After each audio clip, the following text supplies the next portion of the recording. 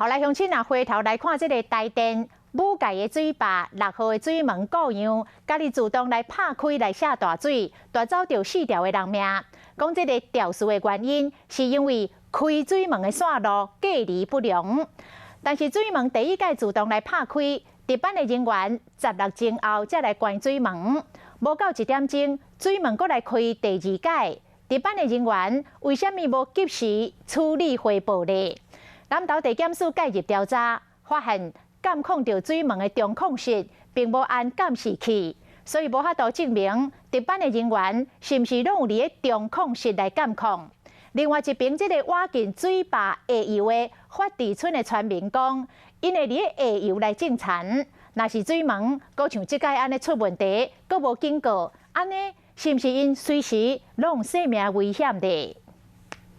台电武界水坝6号水门故障，地处伫下游路营线路甲线路2家伙的4人死亡。南投地检署一个调查发现，讲监控水坝11个水门的中控室无监视器。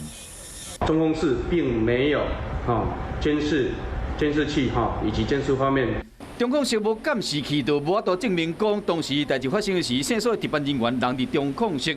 9月13透早4点12分，6号水门自动拍开放水，4点28分，值班人员发现了，甲关起来。抑过到5点08分，水门又搁开第2摆，啊，时段线索的值班人员发现这个水门故障，无及时的回报处理，流程敢有错误，检察官要追查。台电讲，这6号水门故障原因是因为这线路有问题。早起去武界坝办公室，甲当地发地村民开说明会，有村民讲，台电较早无已经放水记录，冲走袂少在地人的乌多摆。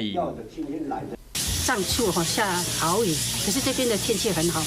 那我们这边的人有下去了，毕竟这个河流也是有我们的田地在下处嘛。那结果这个一放水，这个村民就打电话骂村长啊。无端的故障是不是表示说以后也会再次发生这样的事情？那这样子对我们村民的财产安全是一个很大的威胁。而且这一次的水如果是在白天冲出来的话，那可能伤亡人数会更多。